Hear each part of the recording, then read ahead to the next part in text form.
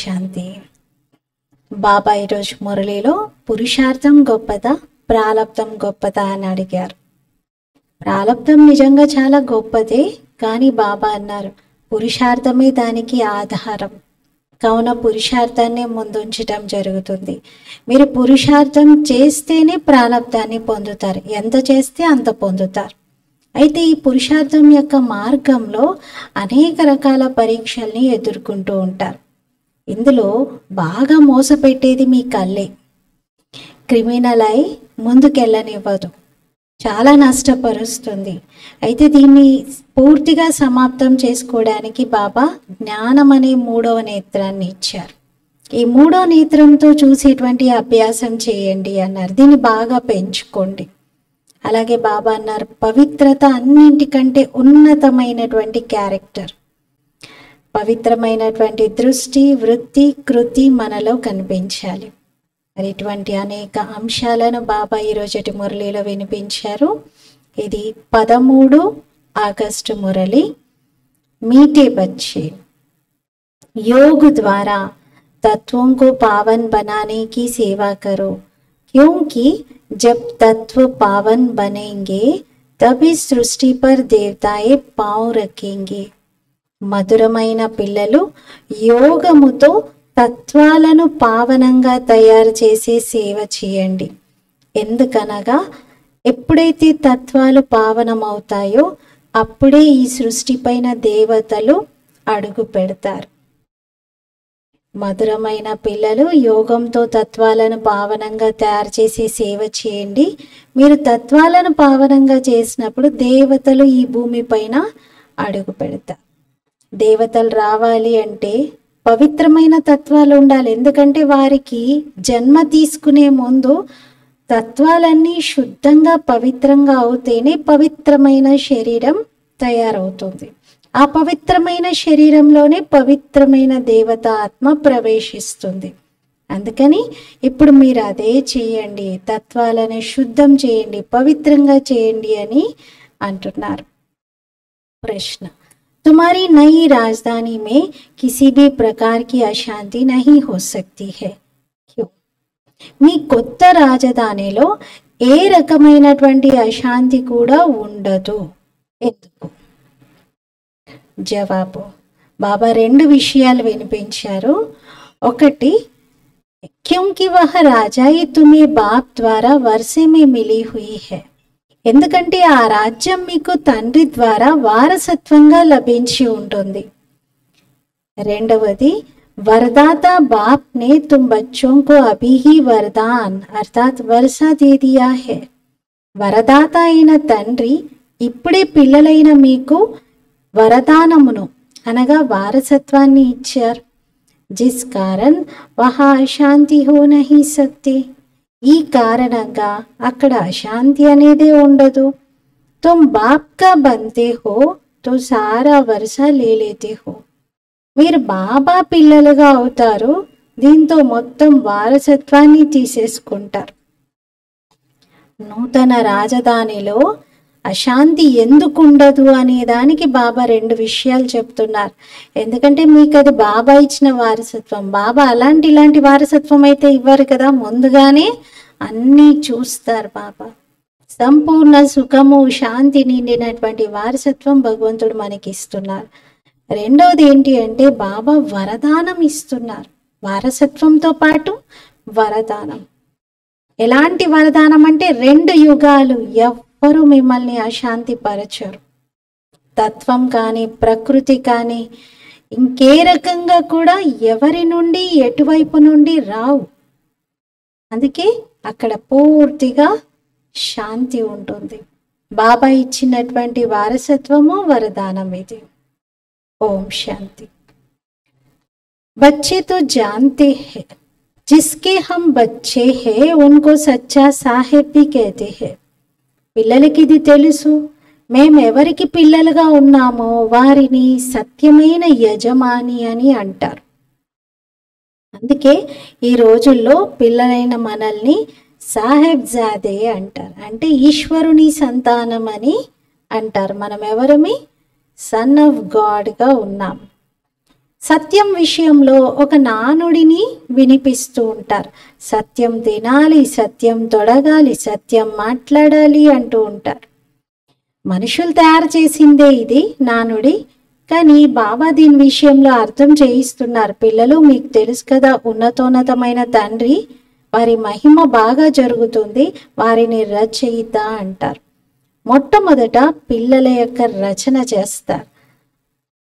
తండ్రికి మనం పిల్లలుగా ఉన్నాం. సర్వ ఆత్మలు తండ్రి తోడుగానే ఉండేవి పరంధామంలో. దాన్ని ఇల్లు, స్వీట్ హోమ్ అని అంటారు. ఇదేమి హోమ్ కాదు, ఇదేంటి, డ్రామా స్టేజ్. ఇది పిల్లలకు తెలుసు. మా అందరికంటే స్వీటెస్ట్గా ఉన్నవారు శివ్ బాబా. అందరికంటే స్వీటెస్ట్, మొత్తం ప్రపంచంలో మనందరికీ స్వీటెస్ట్ తండ్రి ఇప్పుడు లభించారు. Sweet home, శాంతిధామం. సత్యయుగం కూడా స్వీట్ హోమ్, ఎందుకంటే అక్కడ కూడా ఆత్మలందరూ శాంతిగా ఉంటారు. ఇక్కడ ఇంట్లో లౌకిక తల్లి తండ్రి దగ్గర కూడా అశాంతి కనబడుతుంది. కానీ మొత్తం ప్రపంచంలో సత్యుగంలో శాంతి ఉంటుంది. అంటే కుటుంబాలు ఉంటాయి, అక్కడ కూడా మనుషులు ఉంటారు, కానీ అశాంతి ఉండదు. ఇక్కడ కుటుంబంలోనే అశాంతి, తల్లి తండ్రి ద్వారానే పిల్లలకు అశాంతి, లేదా పిల్లల ద్వారా తల్లి తండ్రికి అశాంతి. ప్రపంచమంతా అశాంతి ఉంది ఇక్కడ. అక్కడైతే ఇంట్లోనూ శాంతి, ప్రపంచంలోనూ శాంతి ఉంటుంది. సత్యయుగాన్ని కొత్త చిన్న ప్రపంచం అంటారు. ఈ పాత ప్రపంచం ఎంత పెద్ద ప్రపంచం ఇది. సత్యుగంలో సుఖశాంతులు ఉంటాయి, ఎలాంటి అలజడి విషయమే ఉండదు, ఎందుకంటే అనంతమైన తండ్రి నుండి శాంతి వారసత్వం లభిస్తుంది. గురు గోసాయిలు ఆశీర్వాదాలను ఇస్తుంటారు, పుత్రవాన్ భవ, ఆయుష్వాన్ భవ అని. ఇదేం కొత్త ఆశీర్వాదం ఇవ్వట్లేదు వారు. తండ్రి నుండి అయితే ఆటోమేటికల్గా మీకు వారసత్వం లభిస్తుంది. ఇప్పుడు బాబా పిల్లలందరికీ స్మృతి చేయించారు. ఏ పారలౌకిక తండ్రినైతే భక్తి మార్గంలో అన్ని మతాల వారు జ్ఞాపకం చేస్తూ వచ్చారో, వారే ఇప్పుడు ఈ దుఃఖ ప్రపంచాన్ని సమాప్తం చేస్తూ మళ్ళీ పావన ప్రపంచానికి తీసుకెళ్తున్నారు. దుఃఖం బాగా ఏర్పడినప్పుడు భక్తిలో అందరూ భగవంతుని జ్ఞాపకం చేస్తారు. ఇది పతిత పాత ప్రపంచం. కొత్త ప్రపంచంలో సుఖం ఉంటుంది, అశాంతి యొక్క పేరు గుర్తులు ఉండవు. ఇప్పుడు పిల్లలైన మిమ్మల్ని బాబా దీవిస్తున్నారు, పవిత్ర గుణవంతులుగా తయారవ్వాలి అని. పవిత్రమైన గుణవంతులుగా బాబా తయారు చెయ్యాలి అని, తయారవ్వాలి అని లక్ష్యాన్ని ఇస్తున్నారు. లేకపోతే శిక్షలు పొందడం తప్పదు. పవిత్రంగా అవ్వకపోయినా, గుణవంతులుగా అవ్వకపోయినా శిక్షలు పడతాయి. తండ్రితో పాటుగా ధర్మరాజు కూడా ఉన్నారు. లెక్క ఖాతా సమాప్తం చేయించడానికి అంటున్నారు. ట్రిబ్యునల్ కూర్చుంటుంది. పాపాలకు శిక్షలైతే తప్పనిసరిగా లభిస్తాయి కదా. ఎవరైతే మంచి రీతిగా శ్రమ చేస్తారో వాళ్ళు శిక్షలు పొందరు. ఎవరైతే శ్రమ చెయ్యరో వాళ్ళకి శిక్షలు తప్పవు. పాపాలకు శిక్షలు తప్పకుండా ఉంటాయి. దాన్ని కర్మభోగం అంటారు. ఇది రావణుడి యొక్క పరాయి రాజ్యం. ఇందులో అపారమైన దుఃఖం ఉంది. రామరాజ్యంలో అయితే అపారమైన సుఖం ఉంటుంది. వారు అనుకుంటారు చాలా మంది ఉన్నారు అని. చాలా సంఖ్య ఏర్పడుతుంది. వెంటనే కొందరు అర్థం చేసుకుంటే కొందరికి చాలా టైం పడుతుంది. తక్కువగా అర్థం చేసుకుంటే వీళ్ళు ఆలస్యంగా భక్తి చేశారని భావించండి. ఎవరైతే మొట్టమొదట భక్తిని ప్రారంభిస్తారో వారు జ్ఞానం కూడా తొందరగా తీసుకుంటారు. ఎందుకంటే వారు నంబర్ కూడా ముందు తీసుకునేది ఉంటుంది. బాగా పురుషార్థం చేసి మంచి నంబర్ తీసుకుంటారు. మీకు తెలుసు, మనం ఆత్మలం స్వీట్ హోమ్ నుండే ఇక్కడికి వచ్చాం. సైలెన్స్, మూవీ, టాకీ ఉంటాయి కదా, 3 ఉన్నాయి. పరంధామాన్ని సైలెన్స్ వరల్డ్ అని, సూక్ష్మవతనాన్ని మూవీ అని, ఈ సాకార లోకాన్ని టాకీ అంటాం. పిల్లలు ట్రాన్స్లోకి వెళ్తారు. ఏదైతే అక్కడ దృశ్యాన్ని చూస్తారో అదంతా కూడా మూవీలో నడుస్తుంది. శబ్దాలేమీ ఉండవు. వతన్ సందేశం తీసుకొస్తారు. అదంతా వారి ఎదుటివారి సైగల ద్వారా అర్థం చేసుకొని దాన్ని ఇక్కడికి వచ్చి మాటల్లో వినిపిస్తారు. దానికి ఏమీ జ్ఞాన మార్గంతో సంబంధం లేదు అంటున్నారు. ముఖ్యమైన విషయం అయితే స్వయాన్ని ఆత్మగా భావించి తండ్రిని జ్ఞాపకం చేయాలి, అంతే, ఇంకే విషయమూ లేదు. తండ్రి నిరాకారుడు, పిల్లలు అంటే ఆత్మ కూడా ఈ శరీరంలో నిరాకారిగానే ఉంటుంది. ఆత్మ యొక్క ప్రేమ ఒక్క పరంపిత పరమాత్మనితోనే ఉంది. శరీరం అయితే పతితంగా మారింది. అందరి శరీరాలు పతితంగానే ఉన్నాయి. మరి శరీరంతో ఏం ప్రేమ ఉంటుంది? పతితంగా మారిన శరీరంతో ప్రేమ ఏమైనా ఉంటుందా? ఉండదు. ఆత్మ భలే పావనంగా అవుతుంది, కానీ శరీరం అయితే పతితంగానే ఉంది కదా. పతిత ప్రపంచంలో శరీరం పావనమైనది లభించదు. ఆత్మను పావనంగా చేసుకుంటారు. అందుకే బాబా ఈ పురుషార్థంలో భాగంగా మీరు తత్వాలన్నిటినీ కూడా పావనం చేయాలి అంటున్నారు. మీరు మీ ఆత్మను పావనంగా చేసుకోవడంతో పాటుగా మీ చుట్టూ ఉన్న తత్వాలను కూడా పావనం చేయాలి. అప్పుడు పావనమైన తత్వాలతో శరీర నిర్మాణం జరిగి దేవీ దేవతల ఆగమనం జరుగుతుంది. లేకపోతే ఈ పాత పతిత శరీరాలన్నీ ఇక్కడే వినాశనం అయ్యేది ఉంది కదా. ఆత్మ అవినాశి. ఆత్మ పని ఏమిటి? అనంతమైన తండ్రిని జ్ఞాపకం చేయడం, పావనంగా తయారవ్వడం. ఆత్మ పవిత్రంగా ఉంటే శరీరం కూడా పవిత్రమైనదే కావాలి. అది కొత్త ప్రపంచంలోనే లభిస్తుంది. భలే ఆత్మ పావనమైనా కూడా ఆత్మ ఒక్క పరంపిత పరమాత్మతోనే యోగాన్ని ఇక్కడ జోడించాలి. మనం ఆత్మను పావనంగా చేసుకున్న యోగము పరమాత్మతోనే ఉండాలి. శరీరం అయితే పతితంగా అయింది కాబట్టి దీన్ని టచ్ కూడా చేయకూడదు. ఆత్మలతో తండ్రి మాట్లాడుతూ ఉన్నారు, అర్థం చేయిస్తూ ఉన్నారు ఈ విషయాలన్నీ. సత్యయుగం నుండి కలియుగం వరకు శరీరాలతోనే వేలాడుతూ వచ్చారు. అంటే ఒక విధంగా దేహాభిమానంలోనే ఉంటూ వచ్చారు అంటున్నారు. భలే సత్యయుగంలో అయితే ఆత్మ శరీరం రెండు పవిత్రంగా ఉంటాయి. అక్కడ వికారాల విషయం ఉండదు. అక్కడేమీ శరీరాల ఆకర్షణతో వికారీగా కారు. వల్లభాచార్యులు ఉంటారు, వాళ్ళైతే అసలు అలా టచ్ కూడా చెయ్యరు. అపవిత్రతకు దూరంగా ఉంటారు. మీకు తెలుసు మీ ఆత్మ నిర్వికారి పవిత్రంగా తయారవుతుంది. ఇప్పుడు ఇక్కడ మాత్రం లేదు, అలా ఆ స్థితి ఇంకా రాలేదు, కానీ అలా తయారవుతుంది. మరి వాళ్ళు అలా టచ్ చేయనంత మాత్రాన వల్లభాచారి వైష్ణవులు పవిత్రంగా ఉన్నట్లా? వాళ్ళది ఒక వల్లభాచారి పంత్ అని వాళ్ళ యొక్క వర్గం వేరు. వాళ్ళు స్వయాన్ని చాలా ఉన్నతమైన కులం వారిమి అని భావించుకుంటారు. శరీరాన్ని టచ్ కూడా చేయరు. ఇక్కడ అందరూ వికారిగా అపవిత్రంగా ఉన్నారనే విషయం వాళ్ళకి తెలియదు. వాళ్ళ శరీరాన్ని టచ్ చేయనంత మాత్రాన వాళ్ళ శరీరం పూర్తి పవిత్రంగా ఉన్నట్టేమీ కాదు. తత్వాలన్నీ అపవిత్రంగానే ఉన్నాయి కదా.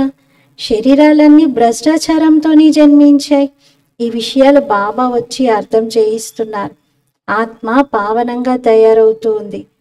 మరి శరీరాన్ని కూడా పరివర్తన చెయ్యాలి కదా, శరీరాన్ని మార్చాలి కదా. ఆత్మ పావనమైనప్పుడు పావనమైన శరీరమే కావాలి. అది పావనమైన తత్వాలతోనే తయారు చేయబడుతుంది. దానికోసం ఇక్కడే యోగ బలంతో తత్వాలని పావనం చెయ్యాలి. సత్యుగంలో తత్వాలన్నీ పవిత్రంగా ఉంటాయి, అందుకే శరీరాలు పవిత్రంగా ఉంటాయి. దేవతలు పతిత శరీరంలో పతితమైన భూమిలో అడుగు పెట్టరు. వారి నీడ కూడా పడదు అని అంటారు. వారి ఆత్మ శరీరం రెండు పవిత్రంగా పావనంగా ఉంటాయి. అందుకే సత్యుగంలోనే అడుగు పెడతారు. ఇది పతిత ప్రపంచం. ఆత్మ పారలౌకిక తండ్రి పరమాత్మని జ్ఞాపకం చేస్తుంది. ఇద్దరు తండ్రులు ఉంటారు, ఒకరేమో శారీరక తండ్రి, ఇంకొకరు అశరీరీ తండ్రి. అశరీరీ తండ్రిని జ్ఞాపకం చేయడంతో సుఖం వారసత్వం లభిస్తుంది. మరి జ్ఞాపకం చేయకుండానే వారసత్వం ఇచ్చేయండి అంటే కుదరదు అంటున్నారు. భలే ఈ సమయంలో అందరూ తమో ప్రధానంగా అయ్యారు. మరి తండ్రినైతే తప్పనిసరిగా జ్ఞాపకం చేయాలి. దీనికోసమే బాబా శిక్షణ ఇస్తూ ఉన్నారు. కానీ భక్తి మార్గంలో చూడండి, ఉల్టా శిక్షణ ఏం లభించింది? భగవంతుడు సర్వవ్యాపి అన్నారు. దీంతో చాలా కన్ఫ్యూజ్ అయిపోతారు. మనుషులుగానే అవుతారు. ఈ అన్ని తప్పులు బాబా వచ్చి సరిచేస్తూ ఉన్నారు. బాబా అయితే ఒకటే మన్మనాభవ మంత్రాన్ని ఇస్తున్నారు. దానికి కూడా ఒక అర్థం ఉండాలి కదా. మరి అర్థము భక్తిలో ఏవేవో చెప్తూ వచ్చారు. మన్మనాభవ అంటే బాబా ఇక్కడ సరిగ్గా మనకి తెలియజేస్తున్నారు. స్వయాన్ని ఆత్మగా భావించి నన్ను తండ్రిని జ్ఞాపకం చేయండి చాలు. బస్ ఇదే ధునిలో ఉండాలి. దీంతో మీరు పావనంగా అవుతారు. దేవతలు పవిత్రమైన వారు. ఇప్పుడు బాబా వచ్చి ఇలా పవిత్రంగా తయారు చేస్తున్నారు. ఎదురుగా మీ లక్ష్యం ఉద్దేశం ఉంది. దానిదే మూర్తిని తయారు చేస్తారు. శిల్పకారులు ఉంటారు కదా, మూర్తిని తయారు చేసేవారు. మనుషుల యొక్క రూపాలను చూసి వెంటనే వారి యొక్క విగ్రహాన్ని కూడా తయారు చేయగలుగుతారు. ఈ రోజుల్లో అయితే ఇది ఒక ఆర్ట్. ఎవరినైనా చూసారంటే వెంటనే అలా చూస్తూ చూస్తూ వారి యొక్క బొమ్మను ఒక నిమిషం లోపే తయారు చేస్తూ ఉంటారు. అలా చాలా మంది నేర్చుకుంటారు. ఎలా అంటే నిజంగా ప్రాణం పోసినటువంటి మూర్తిలాగానే తయారు చేస్తారు. అలా జీవించి ఉన్నారా అని భ్రమపడే విధంగా తయారు చేస్తారు. అవైతే జడమైనటువంటి బొమ్మలే. ఇక్కడ బాబా మనకు అర్థం చేయిస్తున్నారు. మీరు చైతన్యమైన లక్ష్మీనారాయణులుగా తయారు కావాలి. ఎలా తయారవుతారు? మనుషుల నుండి దేవతలుగా ఈ చదువుతో మరియు పవిత్రతతో తయారవుతారు. ఇది మానవులను దేవతలుగా తయారు చేసే స్కూల్. అక్కడైతే బొమ్మలు మొదలైనవి తయారు చేస్తారు. దాన్ని ఆర్ట్ అంటారు. ఉన్నది ఉన్నట్లుగా వారి ఫేస్ ఫీచర్స్ అన్ని కరెక్ట్గా ఎగ్జాక్ట్గా దింపుతారు. ఇక్కడైతే అలాంటి విషయం లేదు. ఇక్కడ జడమైన చిత్రం ఉంది. అక్కడ మీరు న్యాచురల్గా చైతన్యంగా తయారవుతారు. పంచతత్వాల యొక్క చైతన్య శరీరం ఉంటుంది. ఇక్కడైతే జడమైన చిత్రాలు మనుషులు తయారు చేస్తున్నారు. ఉన్నట్లుగా దేవతల యొక్క ఎగ్జాక్ట్ ఫీచర్స్ని ఇక్కడ తయారు చేయలేరు. ఎందుకంటే దేవతలను ఎవరు ఫోటో తీయలేరు కదా అంటున్నారు. ట్రాన్స్లో భలే సాక్షాత్కారం చేసుకుంటారు, కానీ ఫోటో అయితే తీయలేరు కదా. ఈ విధంగా నాకు కనిపించింది అని చెప్తారు. చిత్రంనైతే వారే గీయలేరు కదా. బాబా ఎన్నోసార్లు అన్నారు కూడా, ఆర్టిస్ట్కి సాక్షాత్కారం అవుతే చెప్పలేము, అప్పుడేమైనా ఎగ్జాక్ట్గా గీయగలుగుతారేమో అని. కానీ అలా అయితే జరగలేదు. ఇంకెవరు అలా తయారు చేయలేరు. खुद ऐसा तब बनेंगे जब बाप से नॉलेज लेकर पूरी करेंगे. వాళ్ళు ఎప్పుడు అలా తయారు చేయగలుగుతారంటే ముందు బాబా నుండి జ్ఞానం తీసుకొని పూర్తిగా అన్ని ధారణ చేసినప్పుడు. కల్పక్రితం ఎవరైతే ఈ జ్ఞానం తీసుకున్నారో వాళ్ళే తీసుకుంటారు. ఇదంతా వండర్ఫుల్ ప్రకృతి సిద్ధమైనటువంటి డ్రామా. బాబా స్వయంగా ఈ ప్రకృతి సిద్ధమైన విషయాలను అర్థం చేయిస్తూ ఉన్నారు. మనుషులకైతే ఈ విషయాలు అర్థమే కావు. ఎవరి ముందు వెళ్తే వాళ్ళ ముందు తల వంచి నమస్కరిస్తూ ఉంటారు. అనుకుంటారు వీళ్ళు ఒకప్పుడు ఇక్కడ రాజ్యం చేసి వెళ్ళారు అని. కానీ ఎప్పుడు, ఎన్ని సంవత్సరాల క్రితం అది తెలియదు. మళ్ళీ వారు ఎప్పుడు వస్తారు అనేది కూడా తెలియదు. వచ్చి ఏం చేస్తారు అనేది కూడా తెలియదు. మీకు తెలుసు, సూర్యవంశీ చంద్రవంశస్థులు ఒకప్పుడు ఉండి వెళ్ళారు. మళ్ళీ వారి రాజ్యం వస్తుంది. వారు ఉన్నది ఉన్నట్లుగా మళ్ళీ అదే అంతా రిపీట్ అవుతుంది. ఈ జ్ఞానంతో మీరు ఇవన్నీ తెలుసుకుంటున్నారు. వండర్ ఉంది కదా. బాబా అర్థం చేయిస్తున్నారు, ఇలా పురుషార్థం చేయడంతో మీరు దేవతగా అవుతారు అని. మీ యాక్టివిటీ మళ్ళీ అలాగే తయారవుతుంది. సత్యత్రేతాయుగాల్లో ఎలా అయితే మీ యాక్టివిటీ ఉండేదో అలాగే. ఎంత వండర్ఫుల్ జ్ఞానం ఇది. ఇది బుద్ధిలో నిలవాలి. అప్పుడే మీ యొక్క హృదయం యొక్క స్వచ్ఛత ఏర్పడుతుంది. అందరి బుద్ధిలో ఈ విషయాలు నిలవలేవు అంటున్నారు. శ్రమ చేయాలి. శ్రమ చేయకుండా ఫలితం ఏమైనా దొరుకుతుందా? బాబా అయితే పురుషార్థం చేయిస్తున్నారు. భలే డ్రామానుసారంగానే అంతా జరిగినా కానీ పురుషార్థంతోనే ప్రారంధం తయారవుతుంది. ఊరికే అలా కూర్చొని ఉండిపోకూడదు. డ్రామాలో ఏది ఉంటే అదే సరిపోతుందిలే, డ్రామా చేయిస్తుందిలే, డ్రామాలో నేను పురుషార్థం చేసి ఉంటే చేస్తానులే అని అలా అనుకోకూడదు. ఇటువంటి అడవి ఆలోచనలు రాకూడదు అంటున్నారు. జంగిలీ ఖ్యాలాత్ అంటున్నారు. అంటే ఇవన్నీ తప్పించుకునేటువంటి ఆలోచనలు, తప్పించుకుని తిరగడం అన్నట్టు. ఇది డ్రామాలో ఉంటే చేస్తానులే అనటం, అదృష్టంలో ఉంటే పురుషార్థం ఆటోమేటిక్గా చేస్తానులే అని అనటము, ఇది బద్ధకస్తులుగా అవ్వటమే. అరే పురుషార్థం మీరే చెయ్యాలి కదా, పురుషార్థంతోనే ప్రాలబ్ధం ఉంటుంది కదా. మనుషుల్ని అడుగుతారు, పురుషార్థం గొప్పదా ప్రాలబ్ధం గొప్పదా అని. ఇప్పుడు గొప్పదైతే ప్రాలబ్ధమే, కానీ పురుషార్థాన్ని గొప్పదని చెప్పడం జరుగుతుంది. ఎందుకంటే దీంతోనే ప్రాలబ్ధం తయారవుతుంది కదా. ప్రతి ఒక్క మానవ మాతృలు పురుషార్థంతోనే అన్నిటినీ పొందుతారు. కొందరు ఎంత రాతి బుద్ధిగా తయారైపోయారంటే అన్ని ఉల్టాగానే అర్థం చేసుకుంటూ ఉంటారు. ఇంకా వాళ్ళ బుద్ధిలో, వాళ్ళ అదృష్టంలో లేదు అని అనుకోవాలి. ఎంత చెప్పినా కూడా ఉల్టా అర్థం చేసుకుంటూ ఉంటే ఇంకా వాళ్ళ అదృష్టం అంతే, ఇంకా విరిగి పడిపోతారు. ఇక్కడ పిల్లల చేత బాబా పురుషార్థం చేయిస్తూ ఉన్నారు. రాత్రి పగలు అర్థం చేయిస్తూ ఉంటారు. మీ క్యారెక్టర్ని తప్పకుండా పరివర్తన చేసుకోవాలి అని.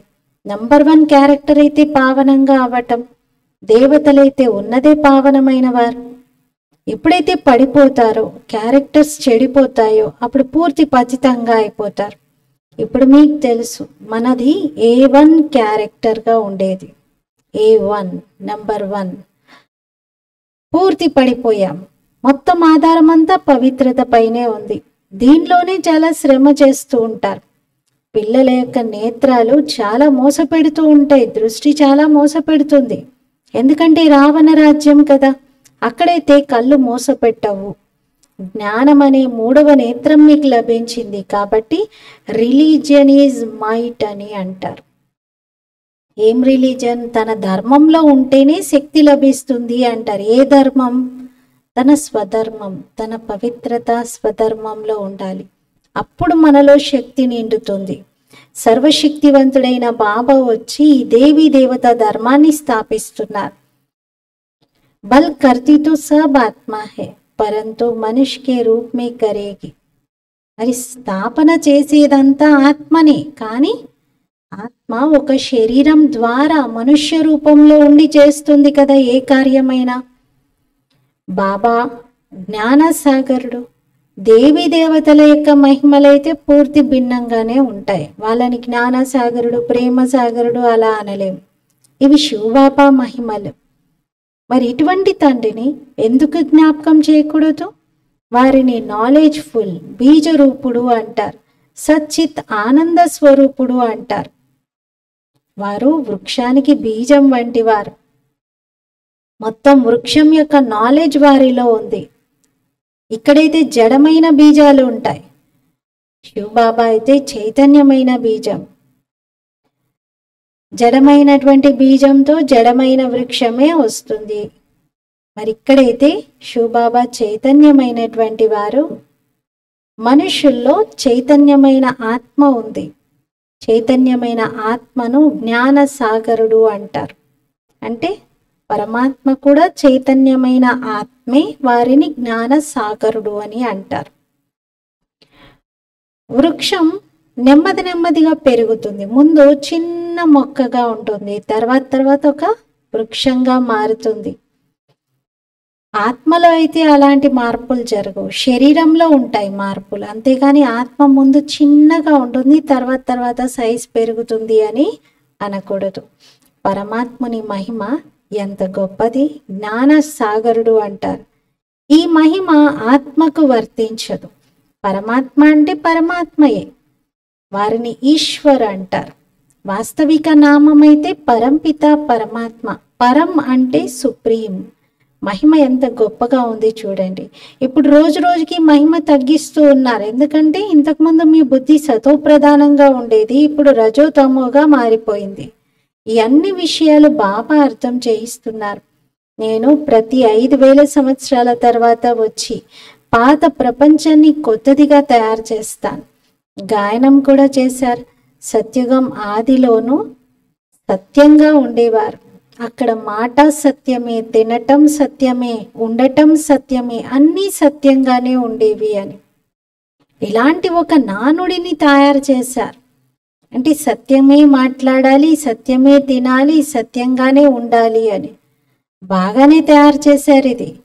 కానీ బాబా అన్నారు అసలు ప్రపంచం రోజు రోజుకి పతితంగానే అవుతూ ఉంది కదా. ఎవరైతే ఆలస్యంగా పరంధామం నుండి క్రిందికి వస్తారో వాళ్ళు అంత పతితంగా అవ్వరు. ఎందుకంటే వాళ్ళు పావనంగా కూడా అంతగా ఉండరు. ప్యూర్ స్టేజ్లో ఉన్నటువంటి వాళ్ళు కంప్లీట్ పావనంగా ఉన్నవారు కంప్లీట్ పతితంగా అవుతారు. కానీ వచ్చిందే 1-2 జన్మల కోసం, అప్పుడే పరంధామం నుండి వచ్చారు, వెంటనే పతితంగా అవ్వరు కదా. వారి ప్యూరిటీ లెవెల్ కూడా ఒక మోడరేట్గా ఉంటుంది, పతితంగా అవ్వడం కూడా తక్కువగానే అవుతారు. అలాంటి ఆత్మలు ఎన్నో రకాల నానుళ్లను వినిపిస్తూ వచ్చారు. అందులోనే ఒకటి సత్యంగా ఉండాలి, సత్యంగా మాట్లాడాలి అనేది. భారతవాసీలు ఒకప్పుడు చాలా సతో ప్రధానంగా ఉండేవారు. అనేక జన్మల అంతిమంలో తమో ప్రధానంగా అయ్యారు. ధర్మస్థాపకుల విషయంలో ఈ విధంగా అన్నారు. వాళ్ళైతే అంత సతో ప్రధానంగాను అవ్వరు, అంత తమో ప్రధానంగాను తయారవ్వరు. చాలా సుఖం కూడా చూడరు, చాలా దుఃఖాన్ని కూడా చూడరు. అందరికంటే అధికంగా తమో ప్రధాన బుద్ధిగా ఎవరయ్యారు? దేవత ధర్మం వారు అందరికంటే ఎక్కువ పడిపోయారు. భలే భారతదేశానికి మహిమ చేస్తారు, ఎందుకంటే చాలా పురాతనమైనది. ఆలోచిస్తే ఈ సమయంలో భారతదేశము పూర్తి పతన దశలో ఉంది, పడిపోయింది. ఉత్థానం మరియు పతనం రెండు కూడా ఈ భారతదేశానికి ఎదురయ్యాయి. అంటే ఒకప్పుడు ఉత్థానం జరిగినప్పుడు భారతదేశంలో దేవతల రాజ్యం ఉండేది. ఇప్పుడు పతితంగా పతన దశలో ఉంది. ఇవన్నీ బుద్ధితో అర్థం చేసుకోవాలి. మనం సుఖం కూడా బాగా చూసాం, సతో ప్రధానంగా ఉండేవారిని. మరి దుఃఖం కూడా బాగా చూసాం, ఎందుకంటే తమో ప్రధానంగా అయ్యాం. ముఖ్యమైనవి 4 ధర్మాలు: డీటిజం, ఇస్లామిజం, బుద్ధిజం, క్రిస్టియనిజం. ఇంకా వీటి వృద్ధి బాగా జరుగుతూ వచ్చింది. ఈ భారతవాసీలకు మేము ఏ ధర్మానికి చెందిన వారిమి అనేది తెలియట్లేదు. ధర్మం గురించి తెలియని కారణంగా ధర్మాన్ని వదిలిపెట్టేశారు. చూడండి ఎంతమంది కన్వర్ట్ అయిపోతున్నారు హిందూస్. తమ ఒరిజినల్ ధర్మం గురించి సరి అయిన పరిచయం లేక ఇతర మతాల్లో కన్వర్ట్ అవుతున్నారు. వాస్తవంగా అన్నింటికంటే ముఖ్యమైన ధర్మం ఇదే, కానీ తన ధర్మాన్ని మర్చిపోయారు. ఎవరైతే చాలా మంచి వివేకవంతులుగా ఉంటారో వారు అర్థం చేయించాలి, ఎందుకంటే తన ధర్మం యొక్క పరువును కాపాడాలి కదా. ఎవరికి తన ధర్మం యొక్క మూలాలు తెలియని కారణంగా ఇతర మతాల్లో కన్వర్ట్ అవుతూ ఉన్నారు. కానీ ఎవరైతే వివేకవంతులుగా ఉంటారో వాళ్ళకు అనిపిస్తుంది అసలు తన ధర్మం యొక్క విశ్వాసమే లేకుండా ఇతర మతంలోకి ఈ విధంగా కన్వర్ట్ అవుతున్నారు. వీళ్ళందరినీ నేను ఏం చేయాలి, ఎలా మళ్ళీ ఈ ధర్మం పట్ల విశ్వాసం కలిగించాలి అని ప్రయత్నిస్తూ ఉంటారు. లేకపోతే ఒకప్పుడు భారతదేశం ఎలా ఉండేది, ఇప్పుడు ఎలా తయారైంది?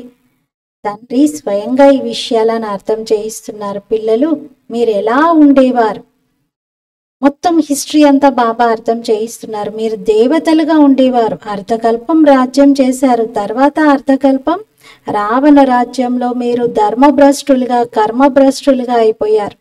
ఇప్పుడు తిరిగి మీరు దైవీ సాంప్రదాయంగా అవుతున్నారు. భగవాను వాచ బాబా కల్పకల్పం పిల్లలకే అర్థం చేయిస్తూ పిల్లల్ని ఈశ్వరీయ సాంప్రదాయంగా తయారు చేస్తున్నారు. अच्छा, मीठे मीठे सिकीलते बच्चों प्रति मात पिता बाप दादा का याद प्यार और गुड मॉर्निंग। रूहानी बाप की रूहानी बच्चों को नमस्ते। हम रूहानी बच्चों की रूहानी बाप दादा को याद प्यार गुड मॉर्निंग और नमस्ते। मेरा बाबा मीठा बाबा प्यारा बाबा शुक्रिया बाबा। ధారణ కోసం ముఖ్య సారము. మొదటి పాయింట్, తన హృదయం యొక్క స్వచ్ఛతతో తండ్రి యొక్క వండర్ఫుల్ జ్ఞానాన్ని జీవితంలో ధారణ చెయ్యాలి. పురుషార్థంతో ఉన్నత ప్రాలబ్ధాన్ని తయారు చేసుకోవాలి. డ్రామా అంటూ అలా నిలబడిపోకూడదు. డ్రామాలో ఉంటే చేస్తానులే, డ్రామాలో ఉంటే నేను అన్నీ పొందుతానులే అంటారు. అలా డ్రామా పైన వదిలిపెట్టి పురుషార్థం చేయకుండా ఉండకూడదు. సెకండ్ పాయింట్, రావణ రాజ్యంలో క్రిమినల్ నేత్రం నుండి రక్షించుకునేందుకు జ్ఞానం అనే 3వ నేత్రంతో చూసే అభ్యాసం చేయాలి. ఈ రావణ రాజ్యంలో క్రిమినల్ నేత్రాల మోసం నుండి రక్షించుకునేందుకు జ్ఞానం అనే 3వ నేత్రంతో చూసి అభ్యాసం చేయాలి. పవిత్రత నెంబర్ 1 క్యారెక్టర్గా ఉంది, దానిని ధారణ చేయాలి. బాబా ఫస్ట్ పాయింట్లో ఏం చెప్తున్నారు? వండర్ఫుల్ జ్ఞానాన్ని ధారణ చేయండి. ఈ జ్ఞానం చాలా అద్భుతమైనది. పురుషార్థంతోనే ప్రారంధం, అంతేగాని డ్రామాలో ఉంటే జరుగుతుందిలే అని అలా ఉండిపోకూడదు. రెండో పాయింట్లో ఏం గుర్తు చేయిస్తున్నారు? దృష్టి. మీరు 3వ నేత్రంతో చూసే అభ్యాసం చేయండి. ఇంకా కళ్ళతో మోసము పోకూడదు. ఇప్పటి వరకు చాలా రకాలుగా మోసపోతూ వచ్చారు. ఇప్పుడు మాత్రం 3వ నేత్రంతో చూస్తూ ఉండే అభ్యాసం చేయండి. పవిత్రత అన్నిటికంటే హయ్యెస్ట్ క్యారెక్టర్ అని గుర్తు చేయిస్తున్నారు. वरदान, ब्राह्मण जीवन की जन्म पत्री को जान सदा खुशी में रहने वाले श्रेष्ठ भाग्यवान भव. బ్రాహ్మణ జీవితం యొక్క జన్మపత్రిని తెలుసుకొని సదా సంతోషంలో ఉండేటువంటి శ్రేష్ఠ భాగ్యవాన్ భవ. బ్రాహ్మణ జన్మ యొక్క జన్మపత్రిని తెలుసుకొని సదా సంతోషంలో ఉండేటువంటి శ్రేష్ఠ భాగ్యవాన్ భవ. వివరణ: బ్రాహ్మణ జీవితము నూతన జీవితం. బ్రాహ్మణులు ఆదిలో దేవీ దేవతలుగా ఉంటారు, మరి ఇప్పుడు బీకేలుగా ఉన్నారు. బ్రాహ్మణుల యొక్క జన్మపత్రిలో 3 కాలాలు మంచిలోకెల్లా మంచిగా ఉన్నాయి. ఏదైతే జరిగిందో అది మంచికే, ఏదైతే జరుగుతూ ఉందో అది మంచికే, మరి ఏదైతే జరగబోతూ ఉందో అది ఇంకా చాలా చాలా మంచిగా జరుగుతుంది. ఏదైతే జరిగిందో అది మంచిగా జరిగింది, ఏదైతే జరుగుతుందో అది ఇంకా మంచిగా జరుగుతుంది, ఏదైతే జరగబోయేది ఉందో అది ఇంకా చాలా చాలా మంచిగా జరుగుతుంది. బ్రాహ్మణ జీవితం యొక్క జన్మపత్రి సదా మంచిగా ఉంటుంది. గ్యారెంటీ ఇది, భగవంతుడు ఇస్తున్న గ్యారెంటీ. మరి సదా ఇదే సంతోషంలో ఉండండి. స్వయం భాగ్య విధాత తండ్రియే భాగ్యం యొక్క శ్రేష్ఠ రేఖలను గీశారు, తన వారిగా చేసుకున్నారు. ఇదే సంతోషంలో ఉండాలి. స్లోగన్: एक रस स्थिति का अनुभव करना है तो एक बाप से सर्व संबंधों का रस लो. ఏకరస స్థితిని అనుభవం చేసుకోవాలి అనుకుంటే ఒక్క తండ్రి ద్వారా సర్వ సంబంధాల రసమును అనుభవం చేయండి. ఏకరస స్థితిని అనుభవం చేసుకోవటానికి ఒక్క తండ్రి నుండి సర్వ సంబంధాల రసం తీసుకోండి. ఈరోజు స్వమానము: నేను శ్రేష్ఠ భాగ్యవాన్ ఆత్మను. నేను శ్రేష్ఠ భాగ్యవాన్ ఆత్మను. బీకేగా ఉండడం కూడా ఆర్డినరీ విషయం కాదంటున్నారు బాబా. మీ 3 కాలాలు చాలా శ్రేష్టమైనవే. మీ గతం కూడా బాగుంది, ఇప్పుడు కూడా బాగుంది, భవిష్యత్తు ఇంకా ఇంకా బాగుంటుంది. మరి ఇదే స్మృతిలో రోజంతా ఉందాం. ఓం శాంతి.